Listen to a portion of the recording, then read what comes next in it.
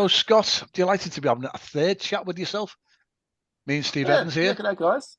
Yeah, g'day. Well, look, I'm happy to be talking to you as well. I've got a few new things to talk about, and it's all good. It's all good. Excellent stuff. So, how's Sydney this morning? Is it looking sunny like it was in Melbourne when I was up at very early my time this morning watching the qualifying for the Grand Prix? Melbourne was certainly very warm. Well, looking out the window, it's very dark at the moment. Of course. Yeah. I couldn't tell you what it's like. Yesterday was a lovely day. It was it's autumn here, so it was not too hot, but beautiful and sunny and blue skies, and yeah, so that was something. Of course, you're into autumn now, aren't you? Yeah, March. Yeah. Yes, of course. Yeah, I'm still thinking you had summer in the throes of summer, but you're not. Yeah, yeah. Are you still? Well, of course. Yeah, sorry. Are you still teaching full time? Oh yeah, still doing that. That's how I make my money. The books are just a sideline because if I was relying on those, I'd be a lot skinnier, probably. Yes. Scott, before we talking about the Lightbulb Moments in History, books 1 and 2, remind us what you do to relax. Any special hobbies? Okay, well, it's changed a little bit since I last spoke to you. I think I was saying, go walking and kayaking or stuff like that. Yeah. I've just taken up traveling recently. So it's something I wanted to do for a long time, and it's something that I've now got a chance to do. Like last year, I spent 2 weeks in China. Nearly got arrested in Tiananmen Square. That was interesting. Oh, what happened there? Tell us about that. Well, the foreigners, of which I was definitely one, are not supposed to go to Tiananmen Square without getting permission the day before. Now, I'd arrived in Tiananmen Square with my traveling partner, and not Tiananmen Square, in Beijing with my traveling partner, and we got there, and the pollution was so bad, we decided we couldn't stay for very long. It was dreadful. It was. I've never seen anything like it. It was like basically putting your mouth down near the exhaust pipe of a sort of 1962 vehicle, and then turning on the ignition, and it was shocking. So I basically decided we were going to spend as little time there as possible. So we did the Great Wall, and did some of the other sites, but I was going to have missed out on Tiananmen Square. So the day we were about to leave, I decided I'd do a solo trip to Tiananmen Square because my partner wasn't feeling very well. And I was looking on the internet that morning and found that foreigners were supposed to get permission the day before. And I went, oh, well, I'll just get as close as I can to have a look. I don't want to go to Beijing without seeing Tiananmen Square. So I caught a taxi and got as close as I could. Then I started walking. And there are checkpoints to stop you getting in. And everywhere you go in China, virtually everywhere, you've got to show your passport, or if you're a local, you show your identity card. And they're scanning these things. And I thought, there's an entrance there. And I was, well, look, I'll just go up and I'll give it a crack. And if it doesn't work, then I had a try. So I went up to the checkpoint. They scanned my passport. I went. So I got the class could see a bit. And that's good. I can see some of this. And then I'm walking along a bit further. That's good. It's very big. And then I went, I came to another checkpoint, and I went, I'll give this one a crack. And next thing, they scan my passport, and I'm in there. Suddenly I'm in the middle of Tiananmen Square, and I'm got my camera, and I'm filming and doing all sorts of stuff. And this cop comes up to me, and in pretty good English, he said to me, "Are you by yourself?" And I went, "Yes." And he said, "Do you have permission to be here?" Oh dear. And I went, "No." And he just looked at me like I was an idiot and just said, "Off you go." Yeah. Yeah, but it was just about a week before that, an Australian had been arrested in Beijing for something not as minor as that, but minor by Western standards, I guess. Yeah. So you got to be careful. That's the bit. But on the travel front, I'm off to your part of the world on the 12th of next month. Excellent. I'm flying to London to visit my sister who's in London. Yeah. And then I'm doing a bit of a Europe trip, coming back to the UK for another about 10 days. Excellent. You're stopping off at Abu Dhabi? Is that your stopping off point? No, well, I was thinking maybe? about doing that. Yeah. No, I'm actually going to Seoul in Korea. Yeah. Yeah. Oh. So I actually spent 2 nights in Seoul on the way there, and I've booked a tour to go to the demilitarized zone. Yeah. And yeah, there's some interesting things. But yeah, I've got the day after I arrive in the UK, I've got a tour up to Stonehenge and Bath. So I'm getting to see some of the things I've written about. Excellent. So obviously get to Rome and get to see a whole bunch of things I've written about as well. So it's kind of like a tour, partially a tour to see some of the things that I've actually, already written a whole lot about, but actually probably, well, not actually, I never saw before. Okay. Yeah. It's been about a year since our last chat, and I think we're into Lightbulb Moments in Human History from Peasants to Periwigs is due out very soon. I think I've got that right. Yep. Next Friday. Next Friday it's due out. So, you've had part 2 mostly completed, I think, when we last chatted. It seems to have taken quite a while to get this one out. Well, was there a reason for that? It's the same as before. It's just this slow-moving behemoth that is the publishing industry. Yeah.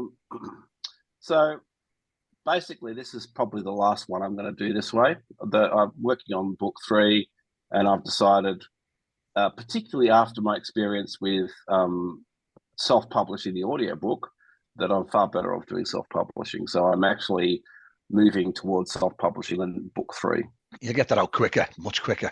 Okay, so just recapping what I know, these books, they are about major historical events, aren't they? But they are fun facts. Would that be fair to say? Kind of fun facts, and it's fun, like the ideas, like looking at the big ideas of humanity, but also looking at the people who created them and looking at funny stories in and about those ideas or funny observations about those ideas. But it's not like, it's funny because I sort of try to sell it as being amusing. I have some feedback, not much feedback, but a bit of feedback saying, well, not funny enough. but I think they expect it to be an absolute riot, laugh fest, which is not. It's not a laugh out loud book. It's just one of those, you have a bit of a quiet chuckle to yourself kind of books. It's not meant to be a riot fest. It is meant to. It's meant to inform and entertain, and it's also got basically a positive underlying message. So it's not just like a comedy book, but it's trying to humanize everything. It's trying to make make these big things. Okay, we tend to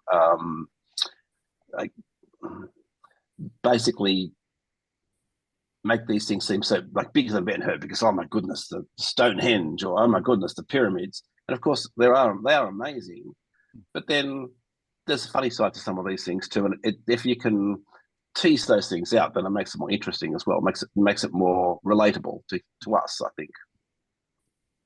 I totally agree. I think I put a review for the first book, something along the lines of, it's not the way I was taught history, but I wish it was. Do you know one thing I was reading from an extract from the second book, and I'd forgotten how much the Middle East or the Far East, Asian countries, their involvement with science, with the history of science, with mathematics.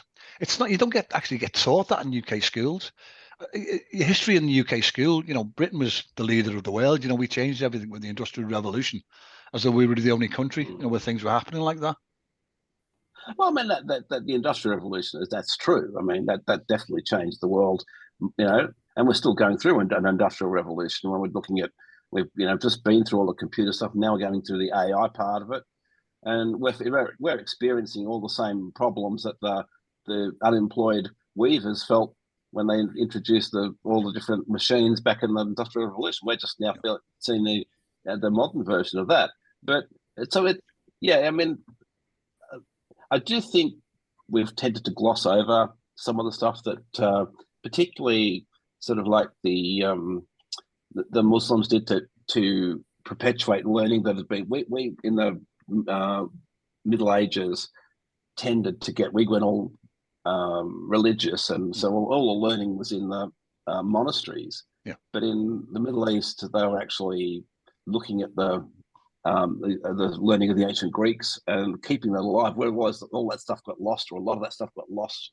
in the West, they kept it alive, and it all was re-imported back from there when around the Renaissance. So it actually, they kind of saved a lot of the learning, and yeah, so definitely very important. And then the mathematics, they developed a lot of that. A lot of the stuff we use today between the Indians and the Arabic nations, that's where our maths comes from, the way we do it. So all very important. Okay. You certainly wouldn't want to do any complicated maths in Roman numerals. It's true. That's true. Yeah, say that again. No, that would be interesting. Yeah. Scott, you mentioned that you've self-published the audio book version of the first book. Yes. Tell us about this. Yes. Did you do the narration on the book? No, I didn't. I considered it, and then I thought two things. I thought it's a very time-consuming process, and I didn't have a lot of time. Yeah. I didn't have access to a studio. I mean, like, I've got my microphone here and I've got stuff, but I don't have a soundproof booth or anything. So they have very high standards, particularly like say Audible or Spotify. If you've just done a really dodgy thing, they probably will reject it. So you've got to have it professionally done. Yeah. And then so I got onto Findaway Voices, which is a website. Now they've unfortunately shut down this part, but they used to have a marketplace where you could connect with narrators. And I found this guy. I needed somebody with an Australian accent, because the way the book's written, it's from my perspective, and it mentions me being an Australian and stuff. So I really couldn't have an American or a Brit reading those words. Yeah.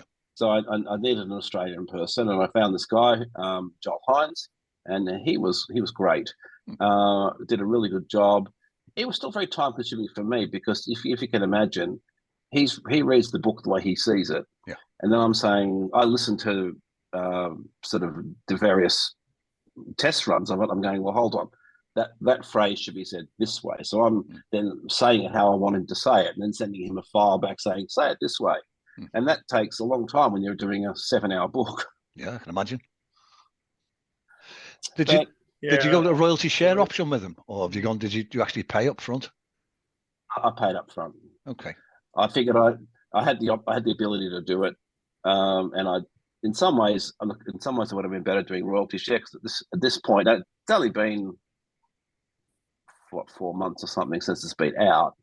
The royalties still haven't covered what it costs to do, but it's so much better than return wise than what I'm getting from the traditionally published books. I've got more money. I mean, it hasn't covered the cost, but I've still got more money out of the audio book in 4 months than I have from the first book in a year. 40% royalties, isn't it? I think it's more than that, but it's a lot by comparison. I think it's up to 75% or something. Okay, maybe even higher. Yeah. So it's definitely worth doing. And now what I'm basically doing is I just promote the audiobook. Okay. And I direct people that I say at the end of audiobook ads. I don't promote the new book, don't get me wrong. But when I'm doing a general promotion, it's generally just for the audiobook. Try to direct people to there, because I make more money out of that.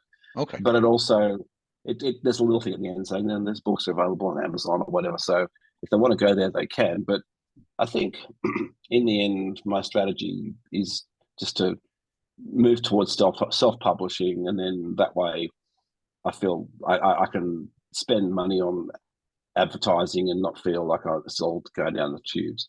Yeah. You're in control, full control of it. Yeah. Okay. Yeah, for sure.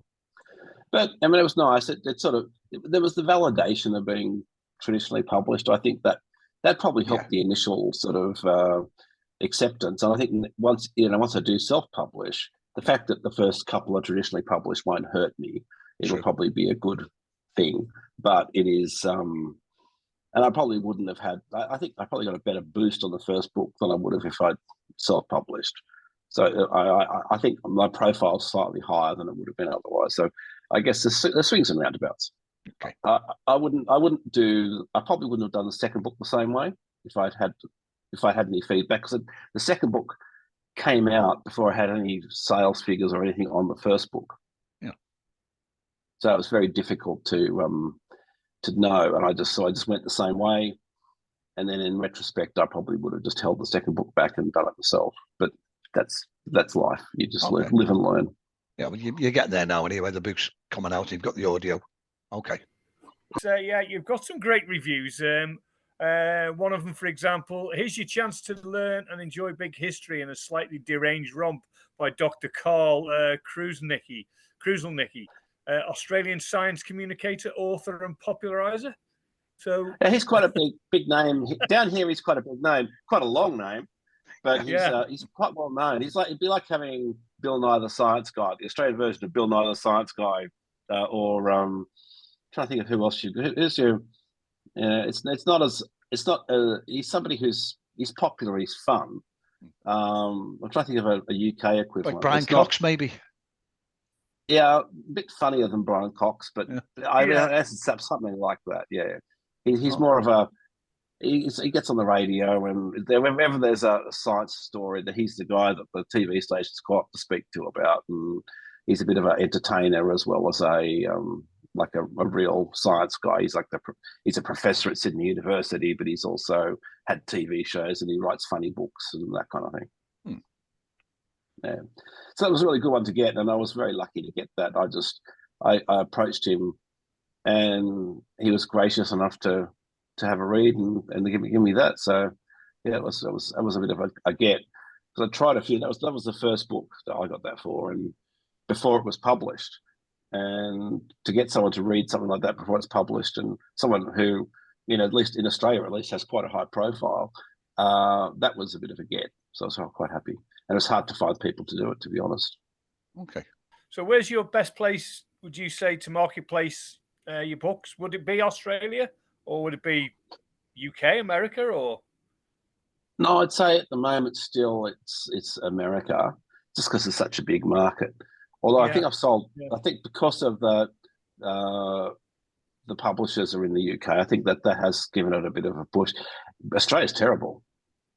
Basically, the books were so expensive. They are distributed in Australia by a particular. I'm not going to say too much because I don't want to get in trouble. But the distributors in Australia had my books over $10 higher than any other comparable book. So if you went to buy it, you're asking $10 more. And books are expensive in Australia anyway. If you buy a new release paperback, it's about $28, $30. That's a lot. Wow. Yeah. So the market here is very expensive, but my book was $10 more than that, and now it's cheaper. They finally brought the price down after I complained for an entire year, saying that I've done a list promotion. No one's buying it because it's too expensive. Yeah. Oh, but it's comparable. No, it's not comparable.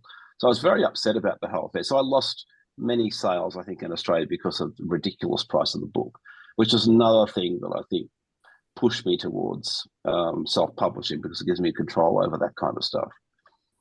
Scott, you mentioned AI, sort of in context with like the Luddites movement, fighting against the textile industry.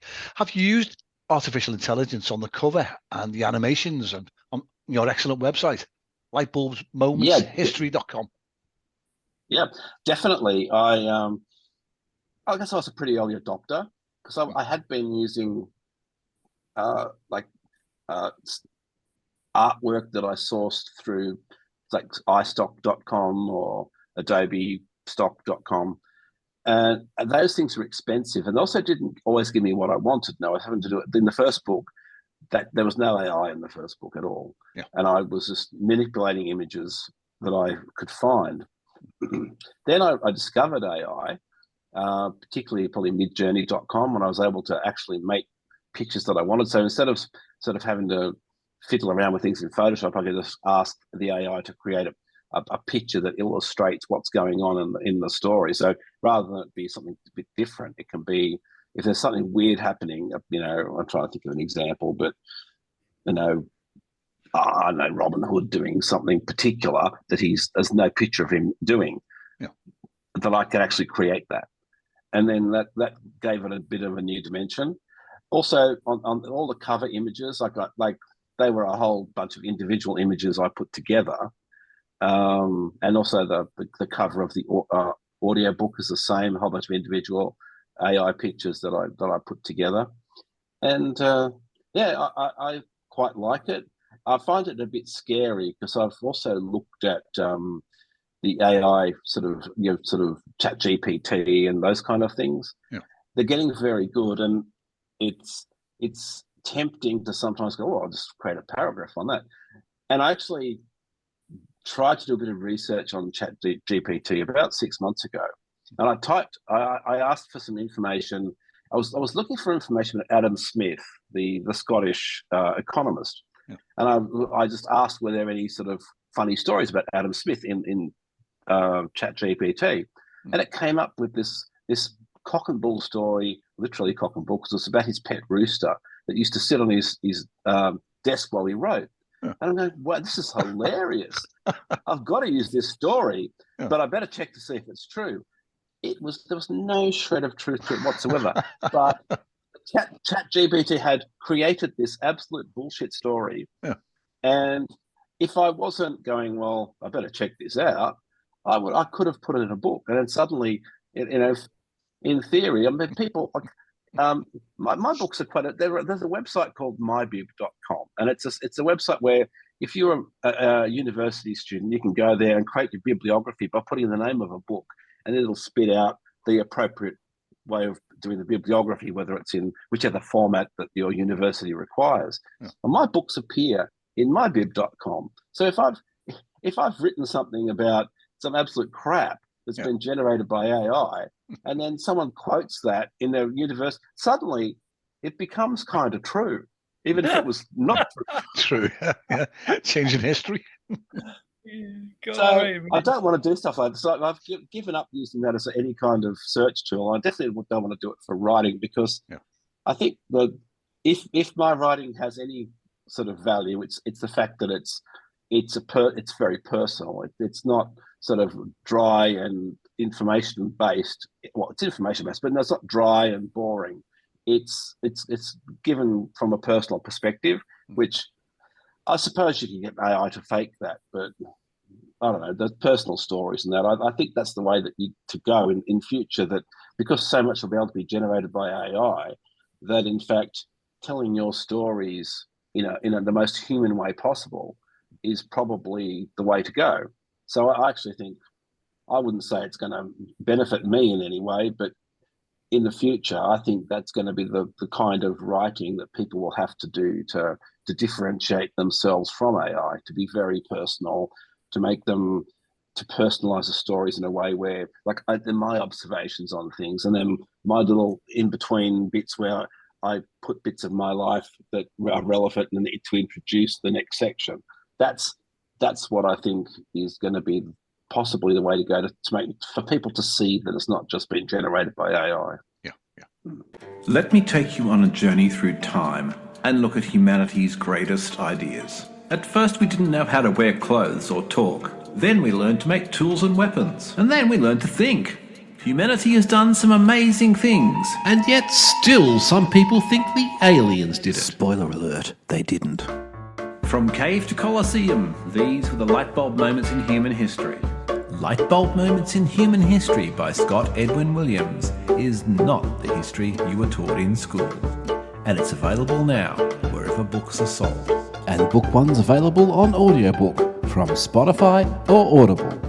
You probably don't need AI anyway, with the amount of material you've got and the amount of material you had to leave out your books, I would imagine anyway, because you did have to leave a fair bit out over the last few years, haven't you?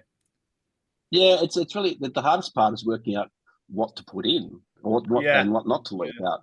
And in fact, at the moment, to be honest, I'm not blocked, but I'm about halfway through book 3, And I've decided to change to self-publishing. I've also decided that I'm going to limit the size of the books. I'm going to make them a little bit shorter so that they're cheaper. And what it will do is also mean there'll be more of them. But I've made a decision to sort of just tweak the way I'm doing it. It's still going to be all the same format writing wise, but it just won't. They'll be about, instead of being 70,000 words long, they'll probably be about 45,000 words long, and they'll cover shorter periods of time.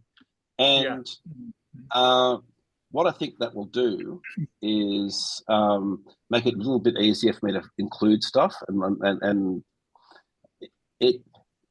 Back to what I was saying before, which was about I've got about halfway through this one, and I've got a little bit. I've slowed down, and it's not because I don't have material. It's just I've been so distracted between my actual job, plus I've been trying to all this last year. I've been trying to promote the first book, and then now the second book's coming out. Then I was also at the end of last year. I was working on the audio book.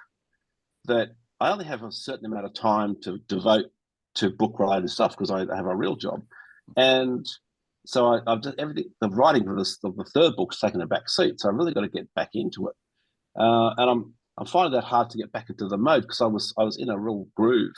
I knocked out those two books pretty quickly by many standards, and now I'm like, oh, okay, well, this book's only just over half the length, and I'm still struggling to finish it. Okay.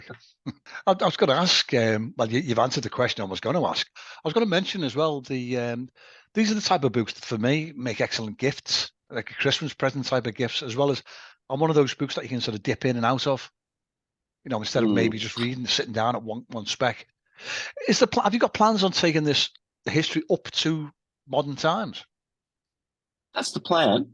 It's going to be, now I've changed my strategy, that's going to take about, it might take 5 or 6 books more, but they're going to become much smaller. So in theory, I've got, my entire writing career wrapped out of, unless I decide to take a break from it. Because actually, when I went to China, I did quite a big journal. Like I'd read 10,000 words on my China trip, which I could easily pad out to like a China travelogue, kind of like a Bill Bryson sort of thing. Yeah. And it could be. I've considered that because I've got a lot of material, and it would be interesting, kind of just break to stop doing this, maybe to get me back into writing. I've considered that a bit because I wrote a lot while I was away, and there's some interesting little stories like the Tiananmen Square one. But there's so many weird things on that trip. I mean, it was an amazing trip, but China's quite incredible. It was very advanced in many ways, very much more advanced than the West in certain ways, and then in other ways it's like so backward. It's such a weird place to go to, and you see such a difference there. But you can walk out and just be totally gobsmacked by the lights and all of those. I was traveling all over China on bullet trains everywhere, and it was just quite amazing.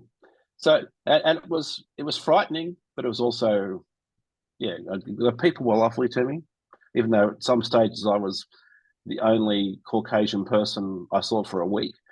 People would look at me. I'd get a double take. What? Who's that? What? But they were always very nice and always wanted to try their English out on me. So there was never any problem there. But it was quite alien by comparison to what I was expecting. Okay. But it was amazing. I would thoroughly recommend it. Obviously, I was traveling with a person who spoke Mandarin, which made it easier. But if you're going to go there, you'd have to go on a tour, I'd say. But it's absolutely worthwhile. Okay. So I'm just looking at Steve now. I don't know if the connection's dropped off again. Yeah, it hasn't. Sorry, Scott. What I would say is I had to, on my train trips through China, I had to stop off at Wuhan station. And it's highly likely that I got COVID in Wuhan. Oh dear! Really? Yes. Oh dear! You travelled to Wuhan to pick it up. So it wasn't exported Yeah. out to you. What the hell? So it's like Coles to Newcastle. Yeah. That's not really funny, but well, it is actually. Oh. Yeah, so I came back from China with COVID. Oh dear. Oh dear. Oh. Tell me about your podcast. What's my age again? What's my beer again? Yeah. Your mate CJ. Okay. Yeah. So we basically started the podcast. It's What's my age again is the main thing we do. It's a podcast about being over 50 and talking about the challenges of how people view you over 50 and then the kind of things that you come up against. We're actually working on one. Once I finish this podcast, I'm going to go back to doing some audio editing of the most recent episode, which is an episode about death. And not so much about the act of dying, but the fact that, like, I just turned 60 6 months ago. And I think one of my biggest problems was I thought, oh, suddenly turning 60 was this milestone. I'm thinking, oh, I remember my dad turned 60 and like he's been dead for 5 years. And I actually went into a bit of a funk about that for quite a while. So, but it's meant to be a comedy podcast. We look at things in a funny way. We don't sort of dwell on it. But so we're looking at death in this next one that's going to be coming out next month. But the other What's My Beer Again, basically is we start the podcast and we compare what beers we're drinking while we're doing the podcast, and then occasionally we'll do a podcast just about the beers we're drinking, or because CJ's a massive craft beer nerd, so he's into all the sort of chocolate biscuit stouts and all that kind of stuff, whereas I just drink plain old beer. Well, where can people catch this podcast? Where can we watch it?